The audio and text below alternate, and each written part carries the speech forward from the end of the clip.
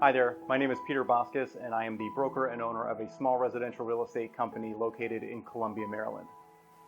As you probably heard by now, Bright MLS has rolled out a new coming soon and exclusive listing policy that's gone into effect, which imposes a $5,000 fine for violation. If you've attended any real estate technology masterminds over the course of the last year or so, you've probably heard me speak about big data and disruption in real estate. And as a result of that, I've gotten a flood of emails, direct messages, calls, texts, anything you can think of from real estate agents in the Bright MLS footprint asking for my opinion and, more importantly, clarity on what the new policy is and how it would impact you on a day-to-day basis. So my goal with this video is to cut through the crap, talk about exactly what the policy is, and then give you some real-world examples of how it would impact your day-to-day marketing. And keep your eye out for future videos because we'll be talking about more aspects of this policy as we move forward. So with the formalities out of the way, let's chat about that new Bright policy. And the first topic is going to be, what is the policy and some real-world examples. So first of all, what is the new Bright policy? The policy states that within 1 business day of marketing a property to the public, the participant must submit the listing to Bright MLS for cooperation with other Bright MLS participants.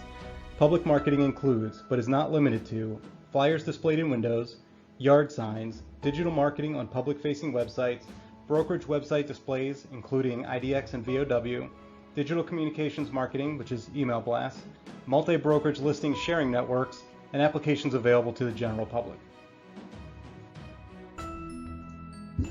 So what does this mean in the real world? Realistically, as a listing agent, every single listing that you take from this point forward is going to have to fall into one of 2 categories. The first one would be office exclusive listings. This occurs when you take a listing that will not be displayed or marketed in the MLS. The property can only be shared with other agents in your specific brokerage, and no other places can this property be marketed. And a waiver has to be signed by the sellers indicating that they understand this will reduce exposure of the property. The other option would be everything else, like literally everything else. Bright seems to make some distinction in their videos that there's a third option, which is coming soon versus active, but realistically what we're talking about here is the property is either going to be in the MLS or it's not, no ifs, ands, or buts. So in a future video, we're going to talk a lot more about what the real reasoning is behind this policy, but for now, we should at least talk about what Bright's declared reasoning or what their public reasoning is for installing this new policy. And really, it comes down to 2 different factors. The first one is that they're aiming to stop brokerages from advertising exclusive coming soon listings, and they're also trying to reduce the onset of pocket listings. So enough of that, let's see some examples. So the first scenario that we'll discuss would be private real estate Facebook groups. And these are typically groups of real estate agents that get together and discuss upcoming listings that they have. So essentially what happens in this situation is you would have an agent who's representing a buyer. They submit a request to see if anybody has a property in a particular neighborhood available. A listing agent, so in this case you're the listing agent, you respond and you say, actually I do, 123 Main Street's going to be coming up pretty soon. And then you do not submit that listing to the MLS within 1 business day. So the question is this allowed by the new policy? And the verdict is, no, this is not allowed by the new policy. The new policy includes broad language about where this information can be shared, and apparently social media is now considered multi-brokerage listing sharing networks. If the listing is not posted to Bright MLS within 1 business day of posting this property address, you would be subject to a $5,000 fine. Now, is this good for the consumer? Of course not, because since that agent isn't allowed to mention the property, the buyer may decide to rent or move to a different area if they have a significant time constraint. Now let's talk about public Facebook posts.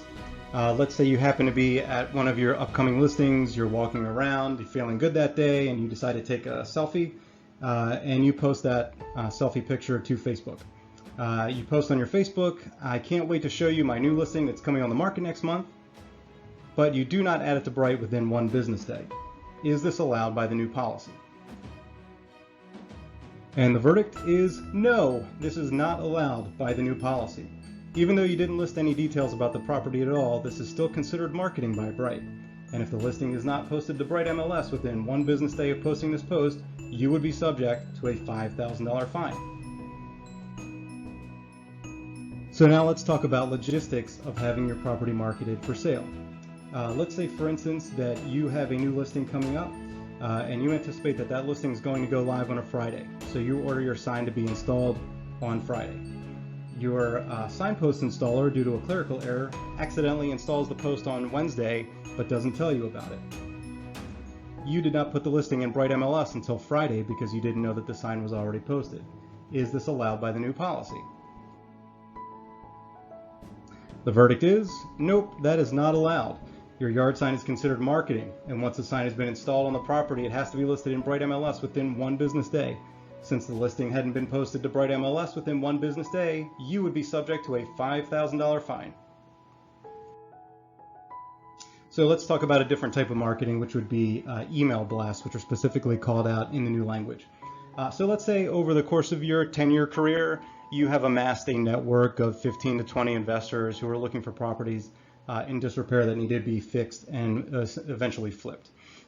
You go on a listing presentation and meet with sellers who have a home that is in disrepair and perfect for a fix and flip situation.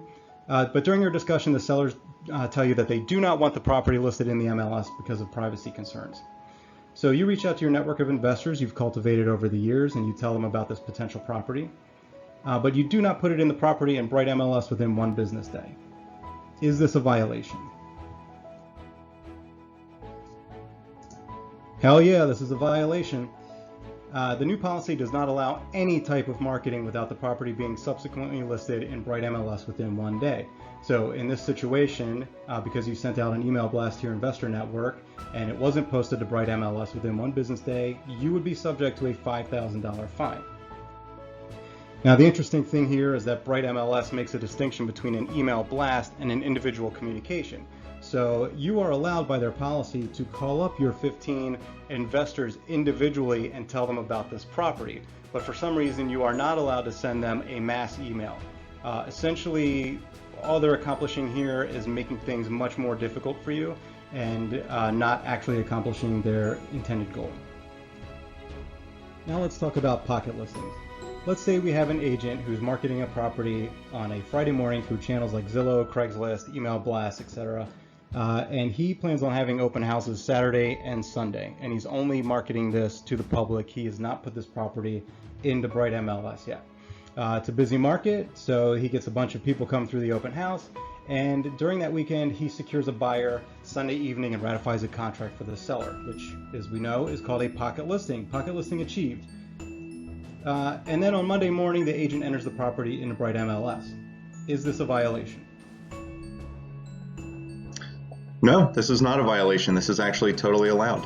The agent did all the marketing and then put the property in Bright MLS within 1 business day, and so this is totally allowed by the new policy. Of course, it's totally ineffectual in stopping pocket listings, which was the original intent of this policy to begin with, but why let that get in the way? Now let's talk about exclusive brokerage coming soon listings. So in this situation, an agent with a particular broker would list their property as exclusively coming soon on their brokerage website. And then within 1 business day of putting that on their website, they also list the property in Bright MLS as coming soon. Is this allowed? Actually, yes, this is also allowed. Since the agent has included the listing as coming soon in Bright within 1 business day, this is allowed by the new policy. However, it doesn't accomplish the intended goal. Since Bright Coming Soon listings aren't aggregated to all the other websites, this leaves consumers with the same exact issue they are facing now, which means they still have to go to multiple different websites to find all the properties that are currently on the market or will soon be on the market. So I hope this helps you get a better idea of what the policy actually is and some real-world examples of what to look out for moving forward. In our next video, we'll dive deeper into the declared purposes of this policy, and then we'll spend a lot more time talking about what the true intention of the policy is.